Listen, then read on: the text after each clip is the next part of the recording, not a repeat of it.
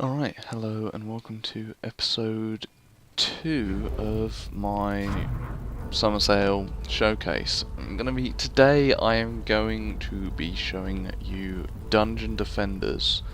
Unfortunately I can't show you it in its full glory, as at the time of recording I couldn't actually get in a multiplayer game. Not entirely sure why. I have a feeling that there was a distinct lack of games available, and I feel the one I was getting into was being reserved for friends of the host. So, either way, I'm going to show you a single player game. It does host 4-player multiplayer, and I would suggest that that's the way it's meant to be played. It works perfectly fine with less players, and I had a perfectly good game on my own. But it really plays better when you've got that full impact of 4 different people going, especially as it gives you 4 different classes, so you get different ability builds going on. The basic idea is a combination of tower defense and a kind of action fighter type thing, where you, rather than being this kind of omniscient presence looking down on the board as you usually would in a tower defense game, you actually play a third-person character who creates the towers as part of their skill set. So, for example, I'm playing the beginner level suggested class of it's called either the wizard or the mage, and your 2 basic abilities here are you can summon these attack towers, which is kind of hand things, and you can summon barricades. As you level up, you unlock greater powers. So, for example, you get a fireball, various other things. You can repair and destroy towers, as you'd expect. And your basic attack is this kind of lightning bolt type thing from your staff, which you can charge up for a greater attack. The gameplay you're going to be seeing here, I don't think I'd level hugely fast, since it's just one match. You do, God knows, I can't remember off the top, but each round has a set number of waves. Waves get more difficult as they go on, with more enemies and stronger enemies. They also come from different points. So, for example, for the first couple of waves, they only enter from these 3 gates you'll be seeing here, but as waves go on, there are other gates further up, which I may actually be going to now. No. But yes, then you get things like trolls coming through and so on, and then you can go into there's a couple of different maps. This is a kind of basic map that I've seen, and it seems to be, I'd say it's the easiest, in that you've got very direct defences. You've got these 3 gates, and further up you've got 2 other gates which let in heavy troops such as trolls. So overall it's fairly easily defensible, particularly with more it's balanced players, so obviously you get more enemies with more players, but it gives you a greater variety of defences. But yeah, as you can see, it's not too tricky. You just load up towers and then do what you can. As you level up, you can upgrade both your own skills and those of your defences. So you can upgrade your speed, attacks, health, so on, and similar thing for your towers. The gems you're seeing on the ground, those recharge your mana pool, essentially. Blue ones a small recharge, green ones are bigger, and your mana is what you use to build towers.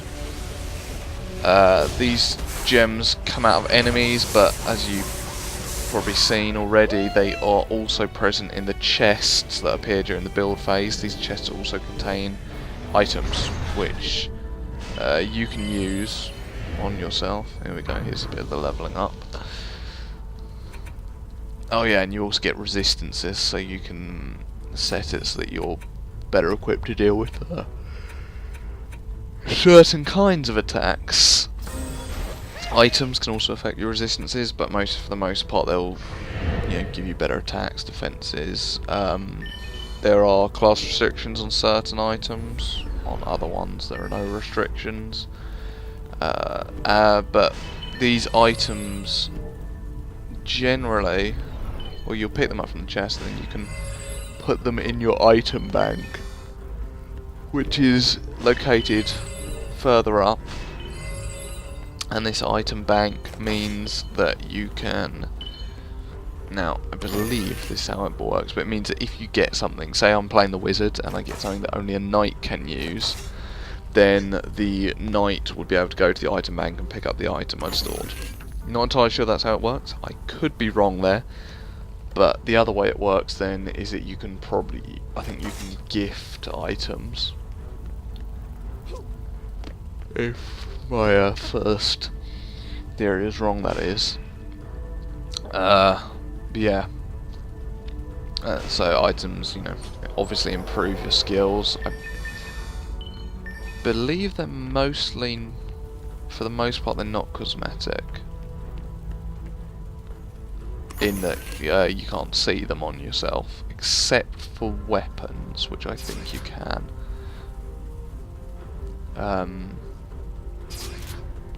You can obviously, like, if say, am I going to equip that? No, I am not. But if I had, you'd be able to see my staff would change.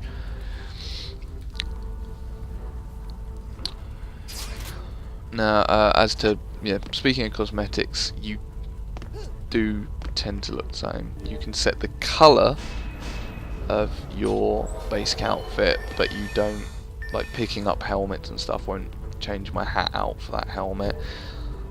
I have a suspicion you can buy different outfits. That may be wrong, but you are, if nothing else, then you can just change your colour, and so you can get a small amount of customization. You start off with, I believe, 4 classes.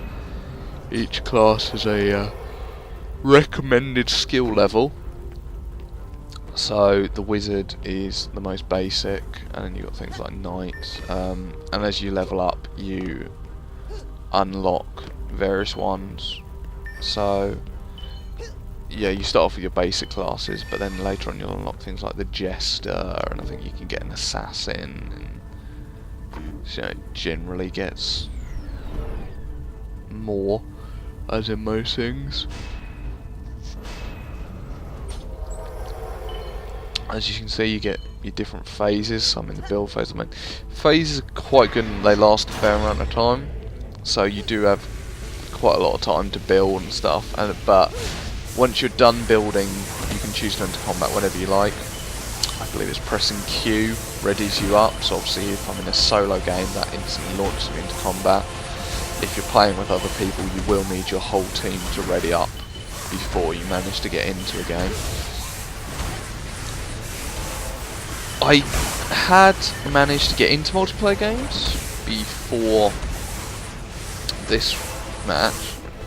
The first one went pretty well, the second one, and was on this map. The second one was on a different map, which was, I believe actually that must have been round 2.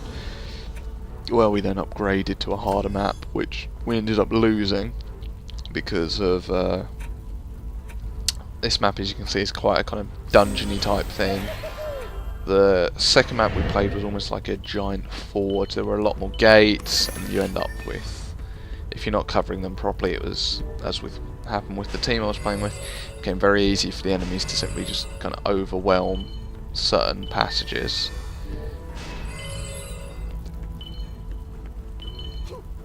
But yeah,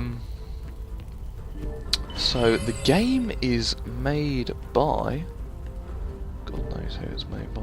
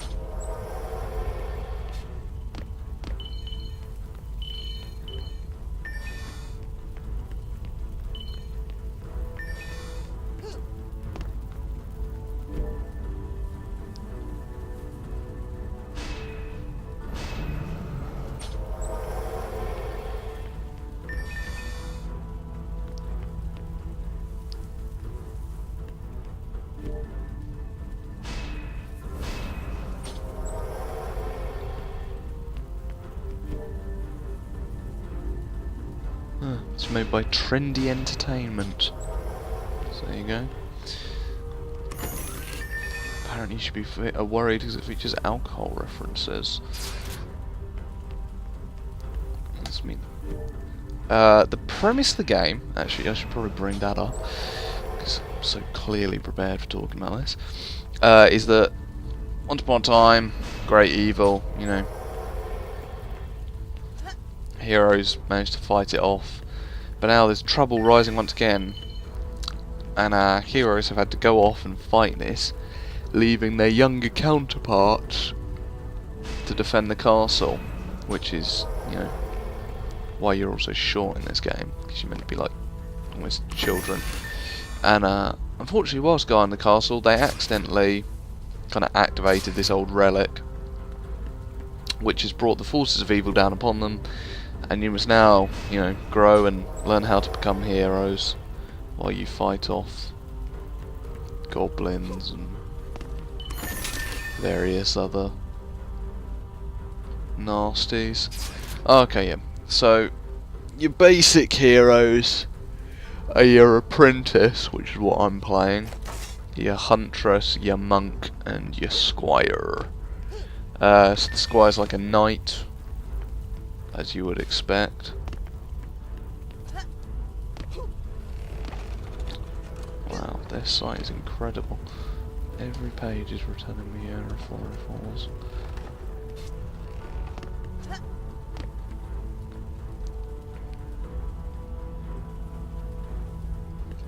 Yeah, so your Squire's like a knight, and he can summon.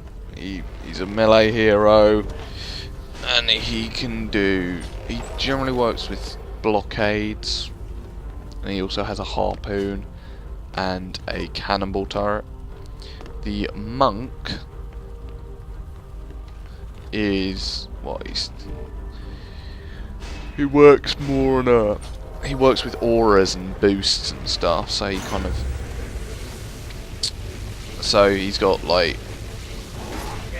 he's a kind of they're like traps sort of, but he generally kind of makes these auras, and they can either so he can like heal you or they can hurt the enemy. Then the Apprentice, as you see in me, kind of a builder type hero. You know, very basic because he's got kind of simple. He works in a simple way, but he's got quite a range of abilities. So yeah, as you upgrade, you get like a fireball tower, you get a lightning tower. And finally, you have your Huntress, who's, you know, obviously a rogue type, has a crossbow, uses traps like gas, proximity mines, the darkness void trap. You know, she's got things like she can go invisible and so on. Also looks, by the look of it, there's actually a Dungeon Defenders 2 coming out. So, you know, keep your eye out for that if you like the look of what you see. Let's have a look, see if we can find out when that's coming.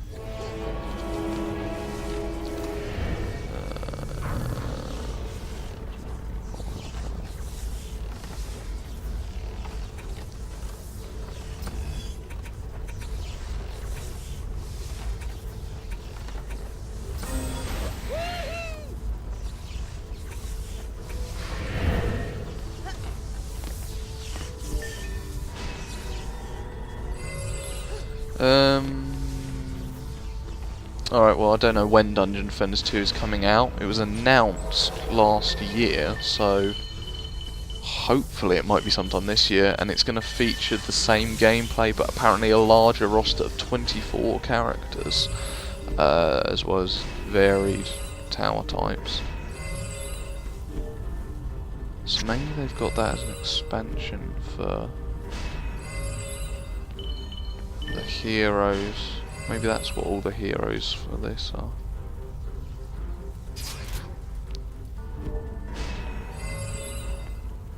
Yeah, otherwise so that's coming. Keep your eye out for that. Yeah, I think that's about all there is to it. As you can see, you know, it's fairly simple in gameplay. Like, I don't mean as in there aren't difficulties. This is quite easy actually.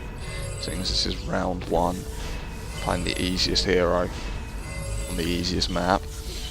But you know, I mean, there are some strategies as the game goes on, and you face more difficult maps. But at this level, I mean, it's tower defense, so it's basically, you know, build towers, block passageways, kill monsters. But with a team, it's definitely more interesting, because you've got to cover each other a lot more. Whereas, as you can see here, playing solo, you only have a kind of, well, obviously you have a kind of lone responsibility where you just have to go, right, well, how do I keep an eye out for myself? It becomes more interesting when you have to see things like,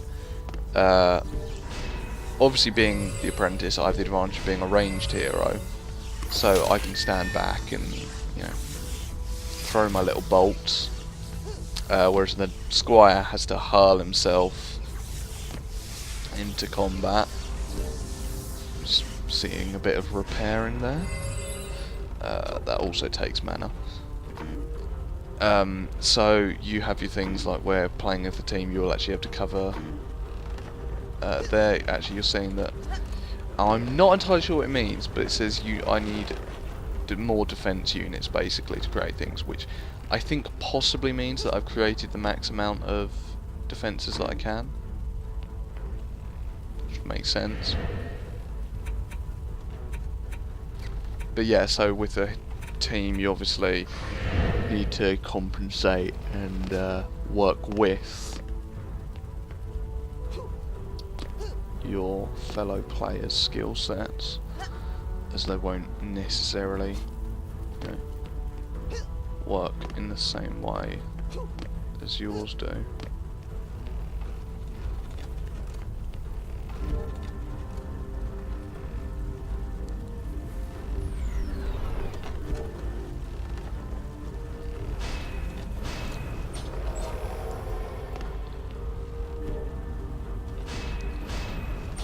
That is about it for Dungeon Defenders. I mean, you're going to see me finish off the round now.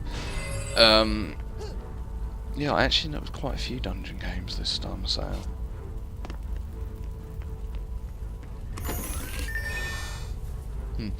yeah, look out for Dungeon Defenders 2. I would recommend the game. I actually, from what I've played, I've quite enjoyed it.